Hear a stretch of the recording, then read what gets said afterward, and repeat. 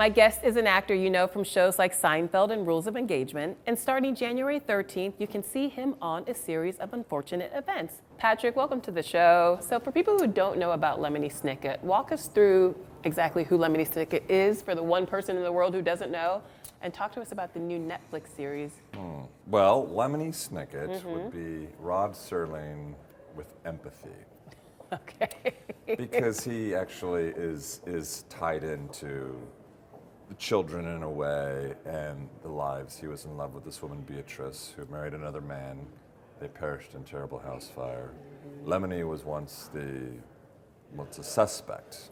I believe he was cleared. He's in the process of clearing his name. Not good. Not good, but very concerned for the children. He tells the story, so he's from the future in the past. It all seems very present day, but he comes up into scenes and disappears. Now, what drew you to this project? Were you familiar with the books at all? You have 4 children. Did you read them to your children? Did they read them? I have 4 kids. They would not read them because the moment they heard that the parents were perished in a terrible house fire, they would not read it. Yeah, I can imagine. And I tried to explain to them that these were terrible people. I will lie. They deserve to die. They need to read this literature. I will lie. And then they'll be like, they were good people. Well, you read the book and enjoyed it, right? They would not read the book because it was too sad for them. And I just think that means that they love their mommy and daddy so much they couldn't imagine the idea. Sort of a testament to good parenting. To how great you are. How great dad I am. So what's it like to play a narrator? I mean, you have a voice of gold, so I would imagine you just walked in the booth, turned on the mic. No, this is my natural voice. And it is truly a struggle to put this on. It's constantly like lifting weights to create this voice because I always want to default back to my natural voice, which is right up here. So Count Olaf is played by Neil Patrick Harris. What has he been like to work with? Brilliantly. Brilliant. Yes. Okay. Yeah. Neil brought so much to Olaf. He had so much fun with it and brings so many different levels to him. When you have an actor as talented as Neil who goes through his own process and brings his own ideas and signature to a character, it's really fun to watch. So it's been great. And Barry Sonnenfeld. Barry. Not since Men in Black, right? You guys re-teaming up again. What was that like to work with him again? When I got a text from Barry. You got a text? Yes, a text. And what did the text say? Can you come to Vancouver for 5 months and do my new series? And do you immediately say yes? Of course, it's Barry. It's Barry. It's Barry. So you say yes before you even know what you're walking into?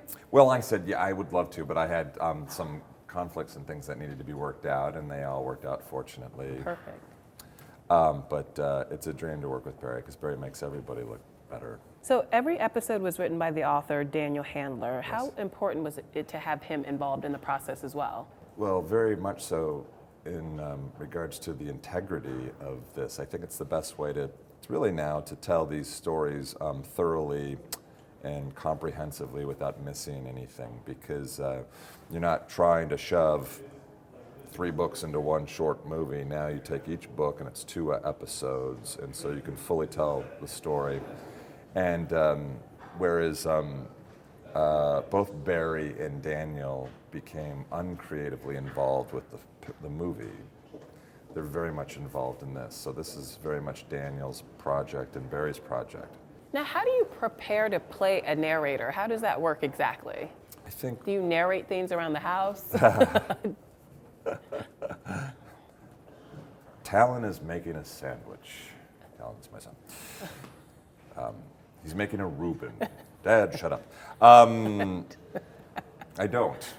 I just thought about what that would be like. It'd probably annoy everybody. I don't know how you prepare to be, in general, to be a narrator. In this instance, it's all in the words. There are so many things that Lemony says that are non sequiturs, and there's humor throughout. And I believe it's important, as does Barry and Daniel, not to point out that people catch it or they don't. Violet, like most 14-year-old girls, was right-handed. Like what? It's an odd thing to say. So Lemony, I wouldn't want to hear Lemony go. Violet, like most 14-year-old girls, was right-handed. Ba-dum-bum. Right.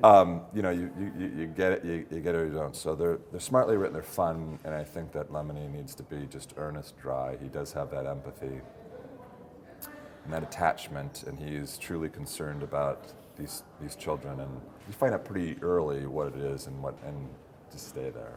Okay, we've got to talk about Seinfeld, though. Did you have any idea that that character of Putty would be so huge? At the time, you did know, one thing you were cognizant of is that you were on hollow ground. You were very fortunate to be there because the first episode I did was during the 6th season of Seinfeld, so you can't believe that you're there, you know. And you wanted to come back. You wanted everything to work. That's why I would avoid Jerry, you know, because as sweet and generous and gracious as that gentleman is, and I love him to death, I was just nervous that I'd put my foot in my mouth or say the wrong thing. I didn't want to bug him. I mean, what am I going to talk to? So, how do you like this, Jerry? Things are going great, huh? I mean, what am I? All I want to do is hit my marks, get the laughs, and then have them go, that works, let's bring it back, you know. Me opening my mouth is not going to do anything to help the cause. So what's next for you? Hopefully go back and finish up the whole, all 13 books of Lemony. But immediately next, we have an event that benefits St. Jude Children's Research Hospital. It is the #1 event in the nation. It's the greatest hospital in the world, you know. It is. And their cause is to fight catastrophic pediatric cancer and disease. Well, thank you so much, and thank you so much for being here. Thank you so much. You were fantastic. Can you do my voiceover, give me a voiceover tip of some sort? Yeah, well, a voiceover tip? Yes. Well, you got to get in there and come up with something or just create something, whether you're right or you're wrong. They just want to see something that's different. That's different. So for voiceover, it's all about playing and experimenting. Never think about what do they want to hear. They don't know what they want to hear. Well, thank you so much for being here, Mr. Warburton. My pleasure, Lola. It was fantastic. My pleasure, Lola. We're roll changing. You were divine. Thank you. It's a pleasure. So when can we catch the show, finally? Lola, all episodes of a series of unfortunate events start streaming on Netflix Friday the 13th.